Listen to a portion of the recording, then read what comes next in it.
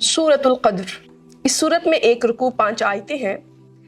क़द्र के बहुत से मायना हैं, लेकिन यहाँ पर इसके माना मुराद है अज़मत व शराफत के।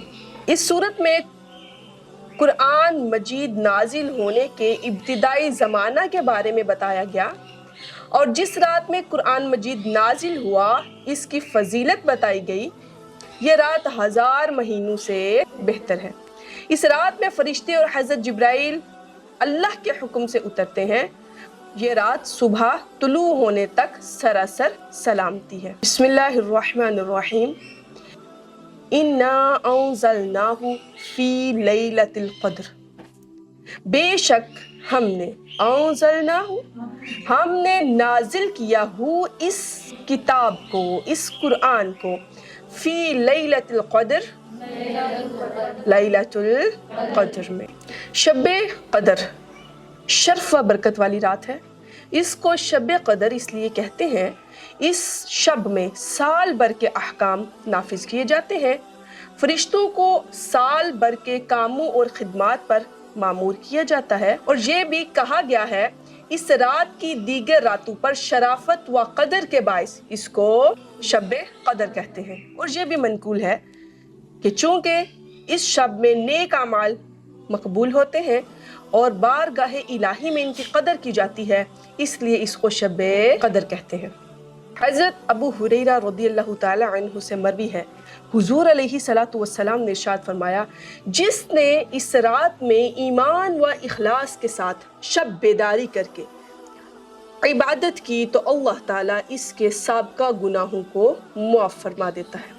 और हज़रत अनस बिन मालिक रज़ियल्लाहु ताला अन्हु से मरवी है कि रमज़ान का महीना आया तो हुज़ूर अलैहिस्सलातु वस्सलाम ने इरशाद फरमाया, बेशक तुम्हारे पास ये महीना आया है और इसमें एक रात ऐसी है जो 1000 महीनों से बेहतर है।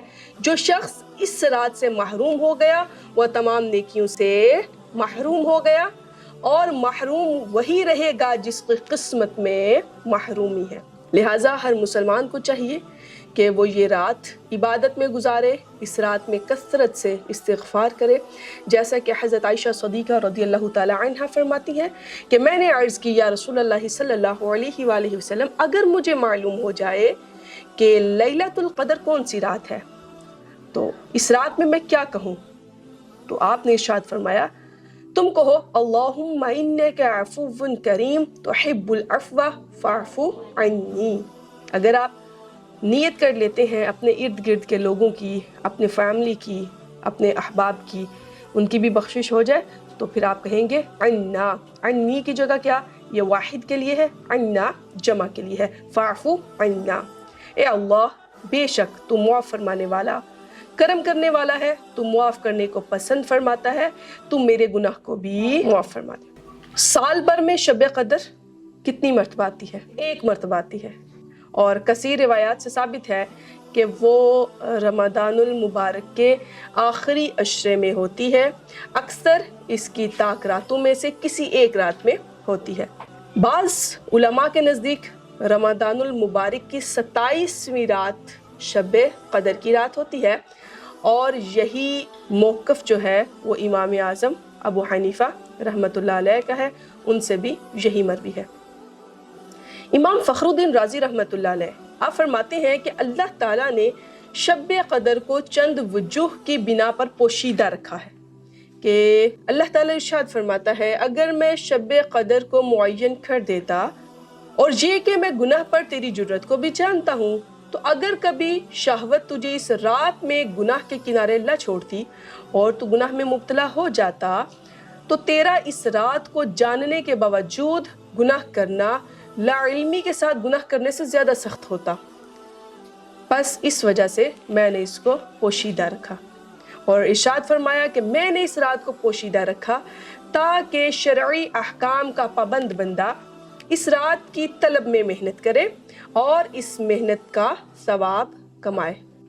जब बंदे को शब क़द्र का यकीन हासिल न होगा तो वह रमज़ानुल मुबारक की हर रात में इस उम्मीद पर अल्लाह की अताअत में कोशिश करेगा कि हो सकता है यही रात शब क़द्र हो। आगे फरमाया, वमा अदराका, और आपको क्या मालूम है, मा लैलतुल क़द्र, लैलतुल क़द्र क्या है?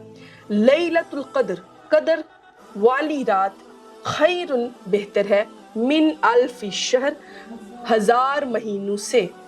حضرت مجاہد سے مروی ہے کہ رسول علیہ صلاۃ والسلام نے بنی اسرائیل کے ایک شخص کا ذکر فرمایا جس نے 1000 مہینے راہ خدا میں جہاد کیا۔ مسلمانوں کو اس پر بڑا تعجب ہوا تو اللہ تعالیٰ نے یہ آیت نازل فرما دی، اِنَّا أَنزَلْنَاهُ فِي لَيْلَةِ الْقَدْرِ۔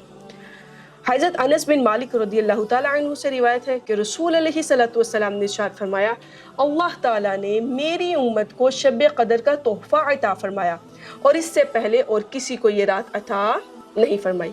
مفتی نعیم الدین مراد آبادی رحمہ اللہ تعالیٰ فرماتے ہیں، یہ اللہ تعالیٰ کا اپنے حبیب کریم پر کرم ہے کہ آپ کے امتی شب قدر کی ایک رات عبادت کریں تو ان کا ثواب پچھلی امتوں کے 1000 ماہ عبادت کرنے والوں سے زیادہ ہوگا۔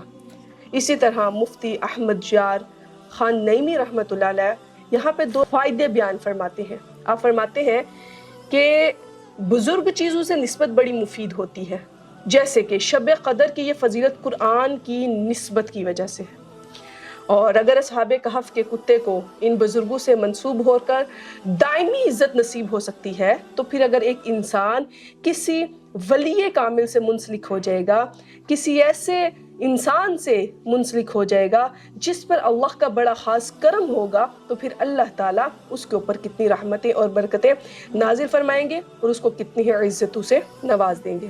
دوسرا یہ کہ تمام آسمانی کتابوں سے قرآن پاک افضل ہے، کیونکہ تورات و انجیل کی تاریخ نزول کو یہ عظمت حاصل نہیں ہوئی۔